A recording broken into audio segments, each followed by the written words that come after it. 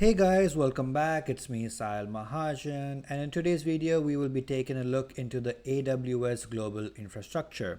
Now, in the previous videos, we did have an overview related to what is cloud computing, what are the benefits of cloud. We took a look into the different cloud service types and the cloud service models. So now let's really dive more into the infrastructure related to AWS. So over here we have a picture of a map with a lot of green and red dots. The green dots basically show where AWS have their data centers, and the red dots are basically where AWS is developing new data centers. So you can see pretty much their data centers are spread across the whole globe. As a matter of fact, they have a lot of data centers, and we will be diving into a couple of numbers.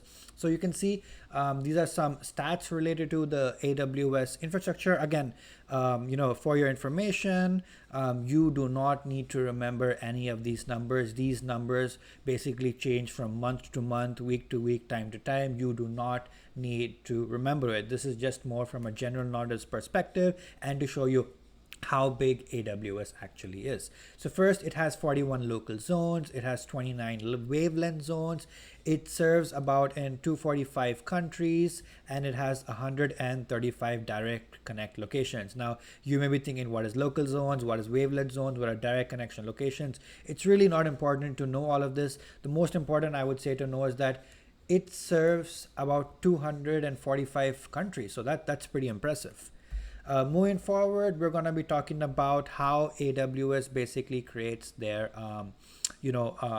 infrastructure. So it basically divides its global infra into regions. A region is basically a geographic location. It could be US, Europe, India, Australia, and so much, and so on and so forth. You have 34 locations that are available, or you can also say that there are 34 regions available. A region basically allows you to deploy your applications closer to your users. So let's take you are currently sitting in US, but your whole client base is in Australia. So it really doesn't make sense for you to deploy your services or your resources in US. It's better that you deploy your resources in Australia, because the more closer your application is to your users, the less latency you have and the faster they will allow to interact with your users. Each region is compliant with region-specific compliance and data laws. For example, if you are looking to deploy something in the US, it is compliant with US-based laws. Like, if you're in the medical sector, it is in compliant with HIPAA laws. If you're someone who is looking to deploy applications in Europe, then all the AWS services in Europe are GDPR compliant, and so on and so forth. Regions are made up of availability zones. So each region has basically multiple availability zones. We will take a look into what is an availability zone, but do remember each region is made up of availability zones, and each region has a minimum of 3 availability zones. This is very important to know, that each region has a minimum of 3 availability zones. There is a pretty high chance that they may ask you on the exam that how many availability zones are part of each region, and so on and so forth. Moving forward, now let's talk about what is an availability zone. An availability zone is basically a set of discrete data centers within a region. So what is a discrete data center? So each availability zone will have multiple data centers within a specified region. They have their independent cooling, power, and networking. So each data center is part of an availability zone, and that availability zone is part of a region. And you can see the third point will basically clear things up a bit more for you.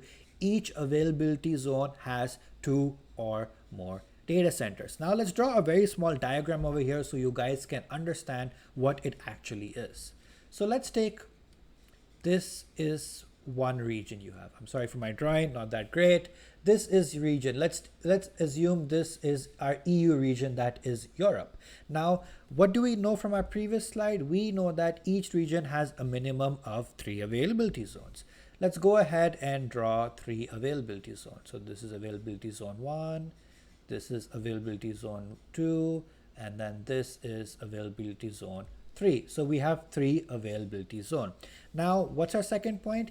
each availability zone has 2 or more data centers, which means each availability zone will have a minimum of 2 data centers. So let's take this one has 3, this one has 2, and then let's take the last one, basically has 4 data centers. So you can see a region has multiple availability zones, which is basically 3 availability zones. Each availability zone is made up of 2 or more data centers, and each of these data centers are independent and they have their own power, their own cooling, and their own networking. And now the reason why AWS has done this is so that they're able to create highly available, fault-tolerant services for you guys. Now let's take, you have deployed in the EU region. Let's take, you have availability zone 1. This is your zone 1. This is your zone 2. And this is your zone 3. Let's take for some any XYZ issues, zone 1 goes down. Assuming that your application is highly available, it will still be accessible by the users through zone 2 and zone 3. What if in the unlikely scenario zone 3 goes down too? Then zone 2 is still available so that your users can still access your application. So you can see how it is very, very highly available. Again, this is very important. You have a region, the region has 3 availability zones, and each availability zone basically has 2 or more data centers to create a highly available service. Moving forward, we're going to talk about the last component for the AWS global infrastructure, which is edge locations. Edge locations basically relate to CDNs, which is your content delivery network. They're endpoints that are deployed across the globe. They cache content and it improves delivery and performance of content. So if you guys know about the company Cloudflare, which is basically a CDN company, which is a content delivery network. The same thing AWS also provides. It has edge locations. It has like hundreds and thousands of edge locations to easily cache your content and improve the delivery and performance of content. We will dive into depth related to what are edge locations and what is CDN. The CDN service provided by AWS is called CloudFront. I'll write it down over here. CloudFront. So this is the CDN service that is provided by AWS, which we will be diving into. So I hope you guys did get a good understanding related to the AWS global infrastructure. Again, to repeat, you really don't need to know about the numbers. That is not at all important. Only this diagram is the most important over here. What are regions? What are availability zones? What are data centers? And the numbers, of course, are also important. So I hope you guys did like this video. If you did, please make sure to leave a like. Do subscribe and do comment if there are any other topics out there that you guys would like me to cover. I hope you guys have a great day ahead. See ya.